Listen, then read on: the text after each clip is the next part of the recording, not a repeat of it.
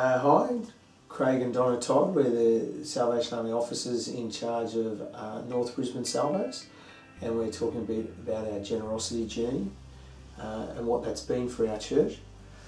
We started this journey about 3 years ago. We'd only been the core officers here for about 6 months, and what we quickly saw was that the internal giving of our church was not all that it could be, and as a result we had to rely heavily on public giving to keep our core afloat. And we quickly saw that we had to change this, and our people were open spiritually. They were wanting to go on a journey with us, and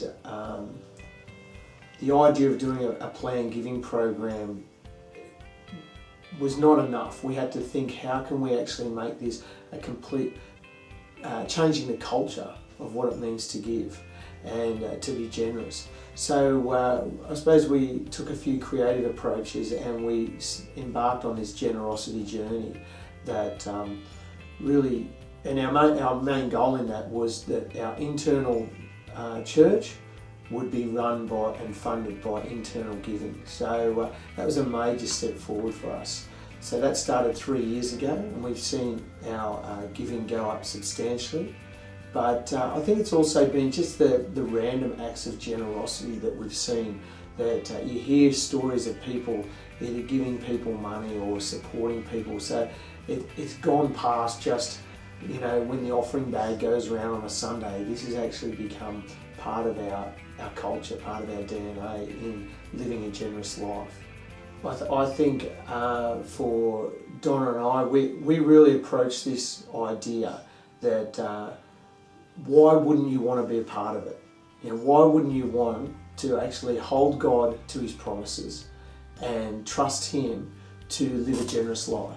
There's lots in the Bible about giving and trusting God, and we would just continue to share those ideas and share those thoughts and encourage people to test God and see that He won't come through for you.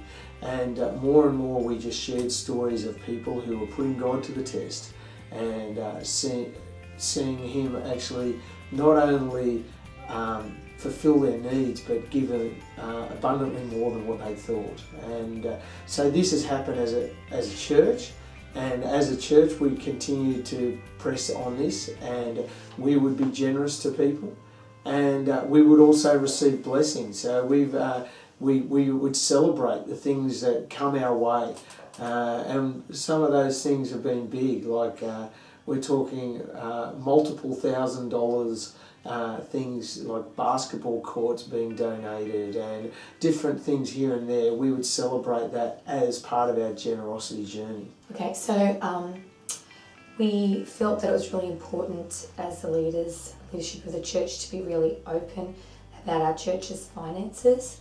So there's really nothing that's off limits for anyone to have a look at in our church books, etc. And each year, the last 3, I think we're almost up to our 4th year of doing it, we have a big meeting, and it's called our financial thumbprint, and we have like a little booklet which tells people where our expenses have gone, what our income is, quite a few stats and things like that. And but then we also have a vision time, thinking through what would it look like if we were able to get this amount of money in the future? How could that change our future? And last year we put the idea out to the church's meeting that because our youth and young adults and children numbers have been growing steadily, which is a fabulous thing, we thought we had one youth and children's pastor part-time, and we just saw such a need to duplicate that role. So we said to the church, we would love to employ another person, so we can have someone in charge of children, families, someone doing youth and young adults. But if we're going to do that, then we need to step up our giving. That's right, this is what we need. And the church really rallied to that. And earlier this year we were able to put another employee on who now does youth and young adults. And I think already we, in these few months since having those dual roles, we're seeing just a real change even in our ministry to our children, youth, young adults here at church, because they have more time to invest into them. So that's really come through from those meetings and being an open book. It gives us a chance to speak into the future as well. It also promotes stories that you can say, hey, because you put your hand up and said, yeah, I'm committed to this process, we now have this happening. We now see this taking place, where if we didn't give, that wouldn't have happened. So it gives you real life stories to be able to, I suppose, connect to that faithfulness that people's giving. So that's been good. It came to our attention in our lead. I shared earlier that as a church, we try and be generous as well. So it's not just in money coming to us, but it's in trying to actually lead the church. So both Donna and I, and through our leadership team, that we are going to have a spirit of generosity. We had a leadership team meeting one time, and we had to deal with some tricky stuff in regards to someone. It also came to our attention that this person was struggling financially and had a few large bills. So while we decided that we had to make some tough decisions, we also said, we want to honour this person's need as well. So we decided that as a leadership team, we would actually give them $500 to go towards paying some of their bills, to sort out some of these bills. And so it was like we had to make a stance, a tough love decision. We also wanted that tough love decision to be honoured with a generous gift as well. And the interesting thing was that a couple of weeks earlier, I'd actually helped a man out, a guy from our community who, long story, I won't go into it now, but funnily enough, unbeknownst to us, before we'd even had this meeting, he'd put in the mail a cheque for $500 as a thank you, and said, look, I'm sure you have people that could have needs. This is my way of saying thanks, do with it what you wish. So on the Tuesday, we decided to give this person $500, and then the next day's mail, I opened it up to a cheque for $500. So it was kind of like just a confirmation that God was in this. So we've done that a couple of times, where as a leadership team, we've made a commitment to generously give to support people as well. So I think it's important that the spirit of generosity isn't just about being generous to us, it's about us being generous going forward as well. As the basketball court, we were given that money, or we got the email to say, and I think it was something like $28,000, right? And that email to say that we'd won that ballot, that won that grant, came the week after self-denial. So self-denial our church gave is more than it's ever given in its history. So I think it was just over $50,000, right? And it was all, so to us it was like, we were generous going out. And was it ironic that the week when was it ironic that the week that we are giving this money to mission in developing countries is the same week that we receive confirmation of a grant? So I don't think so. And they're good, healthy stories to be able to go back and tell your people, this is how God continues to work. I would say that our core leadership is 100% on board with the whole idea of giving. And even before we really got to this church, they were already on board with that. So it's not like Craig and I have potentially fostered that in them, but we've continued to build on their generous spirit anyway, and their commitment to seeing our church move ahead financially. And so I guess we probably can't speak into what it's like to have a leadership team who aren't supportive, because any suggestions we make about generosity, they are 100% on board. There's not even question or a doubt in our mind about that. So, and I think the church would see that, and the people on our leadership team would be seen in our church as being very generous people anyway. So that really holds a lot of credibility as well, I think. I think it probably also helps the fact that they are very much involved in financial decisions. Like our leadership team, like we don't make major financial decisions without sharing them with them. They every month when we have our leadership team meeting, we have an overview of the finances. So, information breeds ownership. So they have a real sense of ownership in regards to the finances. So therefore, I think it is easier for them to be on board because they feel like they have a say, I suppose, in our finances. So that helps. That does make. That is probably something that, again, Donna shared. We do try and press this value that everyone can see where our money's going, and it does breed ownership. Okay, I think something that possibly helps with the generous spirit of this church is that I hope that people in church see that we are not flippant with how we use money, and with our accountability to them and having open books, really, they can see that we're using our money wisely. And most of the time, if there's something we can try and do ourselves here at the church, rather than pay someone, we do that. We have, so many volunteers that come in and help out. It's just crazy, really. And any working bees or things like that, we do here ourselves in the church. We have a playground, fabulous playground here, which we received some money for.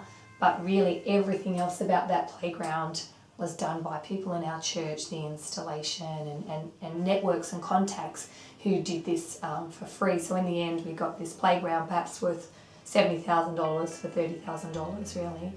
It's the same with our PA system. It needed an overhaul, relocation, and it's very expensive, but a group of guys in the church just really got in there and did so much of the work ourselves in the relocation.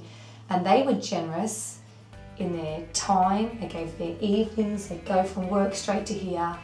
In their talents, those that were really good at sound engineering, and even just those that could jackhammer and paint and all those sorts of things, just volunteered their time.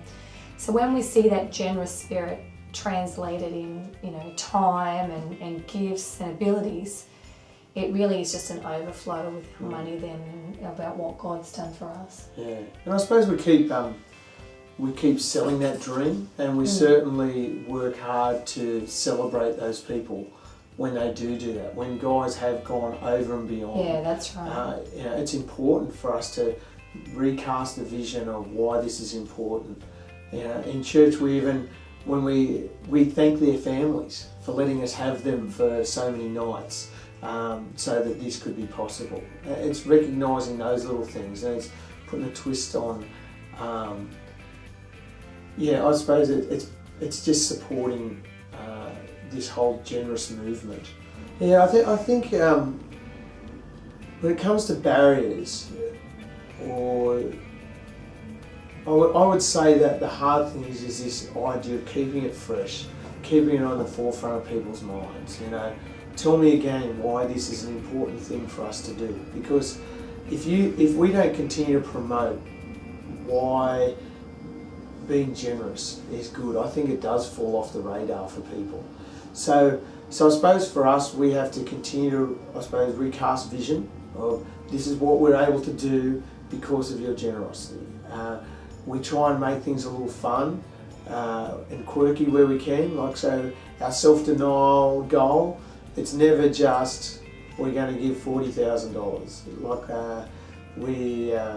We try and come up with a bizarre figure, it's $42,527.38 or something like that. We come up with a crazy number, or that just makes it a little quirky. I suppose it's looking for every opportunity in our dialogue to use that word generous. If someone's helping in the garden here, we'll take a photo of them and put it up on Facebook, on our church Facebook page, saying, look at them being generous with their time. We thank God for them. And it just continues to press this button of generosity. But it is hard, like it doesn't always come naturally. So, when it is time to actually, our annual, let me just start that bit again. But it doesn't just always come naturally. Like at our annual finance meeting, it takes us a long time to really figure out, okay, what do we need to say? What's the best way we can say it? What's the best way to inspire our people that this is worth them signing up to again? That act of generosity. So it can be tricky. It can be tricky, but complacency and just keeping this on people's radar is a big thing. I don't think we could overly highlight any one where you'd say, well, this is a major change we're now seeing this person because of them embracing a spirit of generosity. But it's more just these little things that touch people's lives, like someone shouting someone a ticket to go to an event, or popping some money in an envelope. There's a lot of that happens. That's right. That happens, I reckon, almost every week. Yeah. Every fortnight there's some random act of generosity that just sweeping on the church. We've got a girls' night out this Saturday night at a restaurant, and when we had to pay, there was a number of women saying, I'll pay for myself, but I'll shout someone else. And so there was one lady I went over and said, look, I just want you to know that someone's paid for you to come on Saturday night, and she wasn't going to come because it was too much money, so she was just over the moon, really. The good thing is we get to be the one because they often don't want to be known, so they say, happy for you to choose someone, or you share it with them. So we get to share all the good news, which is kind of like, there's another person in our church who every now and again an envelope with half a dozen $50 Woolworths vouchers will be in it. And it'll just say, give out as you see fit. And we get the privilege of being able to go to, we've got some uni students who live by themselves, to be able to just go, hey, here's $100 for Woolworths vouchers. That's right. Because someone in our church wants to cheer you on. And that just floors them. So that's a kind of, we get to be Santa Claus in that regard. It's pretty cool. Yeah, it is cool. And we're about to embark on our fourth generosity series at church, because we do it each year. And this one's going for 5 weeks, and we're doing each Sunday, where as a church we're doing 5 extravagant acts of generosity. So, which we're compiling at the moment. I've invited the church to get on board and be part of that. So people are emailing or letting me know something that they'd like to offer, from something as simple as baking a batch of scones to having their house being cleaned for 6 months by someone. So we're looking forward to that at church, and getting them up on stage and being able to say, here's your book of vouchers. This is what the church is going to rally around you. So that's not really, the church will probably put something into that, but it's really being funded by people's generosity in the church. People going over and beyond. It's giving them an opportunity to speak into something and to contribute in that way and be generous again, just not with their money, but potentially with their time and their gifts, and just availability really as well. So it'll be exciting to see where this goes. So looking forward to that. Even just, because we promote it, we say, look, if God places something on your heart that you think you can add to an extravagant act of generosity towards someone, let us know, and we'll come in Tuesday morning and there'll be an email there. There was just an email, a new couple who are only new to faith, new to church, and there's an email saying, hey, extravagant act, we'd like to buy someone's weekly grocery bill up to $200, if that could help. But they're walking into a culture of acts of generosity. So they're getting it right from the get-go. that this is how we roll here. So why wouldn't they get on board? And we believe that this will be the first step for them in weekly acts of generosity given back to God's kingdom. So yeah, look, we make a big deal of the offering here. I think that's probably worth just sharing. Yeah, actually, that would be good. Talking about the significance of that offering time. I think we got to a point, the offering on Sunday, we got to the point that the offering was almost like a commercial break, and we'd sort of we're now sometimes it still is. Look, we're now going to take up the offering, and a bit of music would go on, and it was just, you could barely hear the music over the talking, and so I think we were kind of challenged, how do we do this differently? So now what we actually do, there's always a Bible reading and a prayer before the offering's taken up, and we really promote that this is a spiritual act of worship, giving back to God what is His, and that out of His generosity to us, this is our way of saying thank you. And we try and be creative with that each week, but more often than not now, it's almost the offering's taken up in like a low hum, or there's almost silence in the room, which is, I think, people just taking on board what the offering means. So we're giving it its rightful place as a part of worship rather than just a commercial break, and I think that has a good impact on people as well. Yeah, so that's been good. I think we'd gone to Bill Hybels' conference about more than a year ago, and he spoke about how they changed things up in their church in regards to the offering. He said maybe about 10 or 15% of people in the church, one of their spiritual gifts is generosity, and when not much often throughout the year is said about generosity apart from your annual giving series, says it doesn't really feed into those people with that spiritual gift. And there are a number of people in our church who are gifted that way, where giving just really comes a bit more naturally to them. And so I think having this part in the offering does as well speak into those people as well and help foster that as well. Yeah, it continues to just look at the promises in the Bible about giving. So weekly our people are going to hear a promise from the Bible about God's gift given to us and how we can give to others. So it seems to be working so far. I suppose when it comes to generosity and when it comes to giving, in some ways, as the church leaders, you've got to, if you're going to sell it, you've got to sign up to it. And so the spirit of generosity is something that for Donna and I, it's been part of our marriage, part of our lives, even to the point where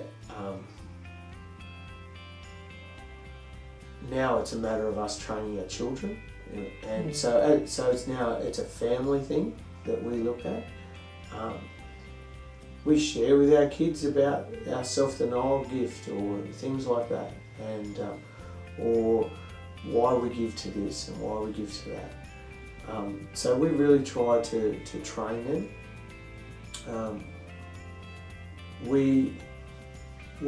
I'll be honest, it's a challenge sometimes, because sometimes you do think, hang on, all these numbers don't add up. But it's like, I deal with the struggle that I'm married to a lady who's got the gift of generosity and the gift of giving. So she's always, yes we can, yes we will.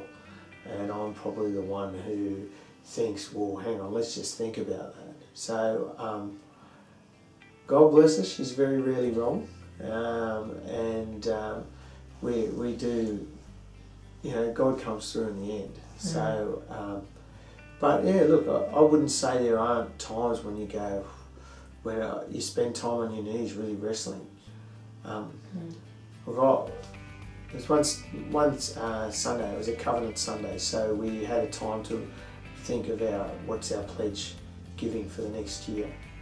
And Donna really felt led that we should give this amount, and I knew that was going to really stretch us. And I wrestled with it for a few days, and usually what eventually happens, eventually I say yes to you. So I came on board with where she, and I'll be honest with you, there was that point where I thought, well, God has blessed her with this gift of giving. Who am I to get in the way of that? So I said yes, and we went down that path, and so we made that pledge. And then when we were packing up for church after, we always had heaps of stuff under our seat, and we're putting it in, and there's an envelope there, and it's just got Craig and Donna for your holiday. I don't even know if we're going on a holiday, but in it was $1,000, and so it was just, again, one of these confirmations that you kind of think, just when you think you might be outside your depth, it's like someone throws you a lifeline just to go, yeah, we got you. So, yeah. I think this giving is just a journey that I think God's always at work in my life, challenging me more and more about giving and having faith, and I love that. I love, as Craig said, I love to give, and anyway. But I remember last year too, it was maybe about April, and Craig had hurt his back, and he wasn't able to help around the house as much as he was. And both of us really, we were full time, and we have 4 kids, and the demands of life, etc. And I suggested we should get a cleaner. Even if we just had someone come in once a month just to help with the, get everything back on track, etc. And Craig was a little resistant to the idea. Anyway, we decided we'd try it and we'd get someone in just, as a one-off, just to see how it goes. So we did, and anyway, it turns out that this particular cleaner is a Christian, and that day when Craig went to pay him for coming to our house, it was like $80. He said, actually, no, God has impressed on my wife and I, our heart, that we are to clean your place for free, and we want to do this on an ongoing basis. So for about 6 or 8 months, pretty much all of last year, they used to come to our house once a month, and they would clean our place for free. And now they come this year, we've reached an agreement, we pay them, but we keep that going. We want to honour their business as well. But it was just like, again, God's provision for our lives and for our ministry. It just reminded me what a practical God He is, and how much He cares about the well-being of our home, and feeling on top of things, and just having that provision just was marvellous in our lives, really. So yeah, very grateful for that. Yeah, I think I was just thinking, and it came out of one of the things that Brian Cluth talks about, is keeping a generosity diary, and we do that. And it is interesting to go back and read some of the things. Right. And yeah, not that we do it with a calculator, but yes, I do. Do you? Of course she does. So here it is. I keep it in my Bible. So every month I write down every way that God has blessed us for that month. Everything, any unexpected blessing. Here I've got, in February, someone rang us up with One Direction tickets for free. So my daughter went with her prayer pal here from church to see One Direction for free. You also got free tickets to the cricket that month in February. Yeah. Someone gave us a whole lot of mangoes for free. Just all these sorts of unexpected things. So when I go back, I don't know, somehow I've got $300 worth of groceries for free. I don't know how that was. You didn't pay. Yeah, I don't know. Anyway, just lots of bits and pieces, and this goes back to several years ago that I've kept this going, so it's just amazing. Someone won a justice voucher to a clothes shop, and they gave it to our family. So it was $100 that came our way unexpectedly. These are the things that you can't put a you don't factor into your weekly income, but they come your way. Katy Perry tickets. Two of my daughters were given free Katy Perry tickets as well. I know, but it's not even just that God provides the practical things. He's providing joy experiences that we weren't planning to spend our money on, that He's just continues to send our way. So I can't really think of anything I would say in regards to our church that, this is a specific link of discipleship to giving. I'd probably say it's just part of being a follower of Jesus Christ. It's just who you are. But when you think of, even go right back to the first disciples, when they stepped out of the boat, it was a trust. We will follow this Jesus man in trust that, and I suppose as all of us, as we grow as a disciple, it's that trust and that knowing that I will be okay. So the idea of giving is trusting that I will be okay without this money. That's right. And so I think when you start by trusting Him a little, and then when God comes through, you trust Him a bit more. So faith and trust, I think are very close.